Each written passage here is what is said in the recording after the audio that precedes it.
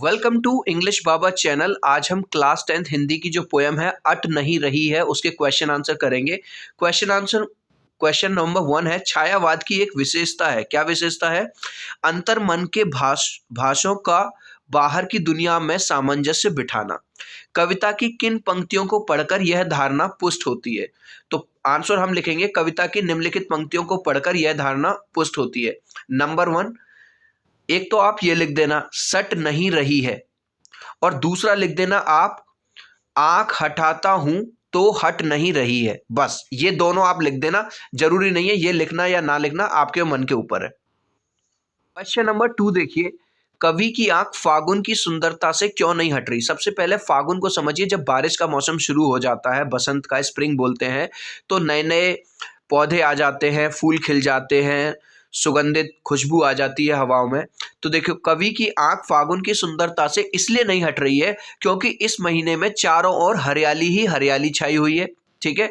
और रंग बिरंगे फूल अपनी सुगंध को कहते हैं खुशबू से मंत्रमुग्ध कर रहे हैं। मंत्रमुग्ध का मतलब है जब हमें बहुत अच्छा लगता है, मेस्मराइज्ड हो जाते हैं, वो कर रहे हैं, इसलिए उसकी जो निगाहें हैं फागुन की सुंदरता से हट नहीं रही हैं। थर्ड क्वेश्चन देखिए, प्रस्तुत कविता में कवि ने प्रकृति की व्यापकता का वर्णन किन रूपों में किया है? तो पहला तो क्वेश्चन को उसी में से आंसर दे देंगे। प्रस्तुत कविता में कवि ने प्रकृति की व्यापकता का वर्णन निम्न रूपों में किया है। पूरा का पूरा ये लाइन यहां पे हमने एज इट इज शेप दी, ठीक है।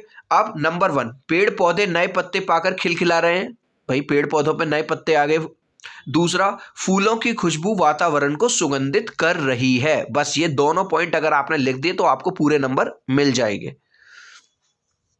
क्वेश्चन, फागुन में ऐसा क्या होता है जो बाकी ऋतुओं से भिन्न होता है? भिन्न का मतलब है अलग है। फागुन ही एक ऐसी ऋतु है जिसमें पेड़ पौधों पर नए पत्ते, फल और फूल आ जाते हैं या लद जाते हैं। हवा सुगंधित यानी कि खुशबूदार हो जाती है। जीव जंतु एवं पक्षी सब उल्लास यानी खुशी से भर जाते हैं। यही कारण है, ठीक है, यही कारण है कि फागुन बाकी ऋतुओं से भिन्न है। तो हमें बस रटना नहीं है, समझना है यार। इसी में फल फूल सबसे ज्यादा आते हैं, सबसे ज्यादा फूल आ जाते हैं, खुशबू बढ़ जाती है, और इसी कारण ये वाली जो ऋतु है दूसरी ऋतुओं से यानी दूसरे सीजन से अलग है। अब लास्ट क्वेश्चन देखिए, इन कविताओं के आधार पर, कविताओं यानी कि यहाँ पे दोनों कविताओं की बात हो रही है, निराला जी की उत्साह और अट नहीं रही है। निराला के काव्य शिल्प की विशेषताएं, तो निराला जी के काव्य शिल्प की निम्नलिखित विशेषताएं। नंबर 1, प्रकृति चित्रण। यहाँ पे मैंने इंग्लिश में लिख दिया है नेचर डिस्क्रिप्शन, है ना, नेचर को डिस्क्राइब करते हैं। ये जो इंग्लिश वाली चीजें मैंने लिखी हैं ये बस आपको समझाने के लिए लिखी हैं। आपको एग्जाम में जब लिखना है तो केवल प्रकृति चित्रण लिखना है। दूसरा, तत्सम शब्दों का प्रयोग करते हैं। तीसरा, गीत शैली। गीत शैली का मतलब है वो राइमिंग वर्ड्स में लिखते हैं। उनकी जो कविताएं हैं उन्हें आप गीत की फॉर्म में गा सकते हैं। चिल्ड्रन, इस लास्ट क्वेश्चन का आंसर देखता हूं आप में से कितने बच्चे राइट आंसर देते हैं, ठीक है, कमेंट सेक्शन में। कविता अट नहीं रही है मैं किस ऋतु के प्राकृतिक सौंदर्य का चित्रण किया गया है? ग्रीष्म ऋतु, वर्षा ऋतु, शरद ऋतु या बसंत ऋतु? तो आप मुझे कमेंट में बता सकते हैं आपका आंसर ए, बी, सी या डी जो भी है।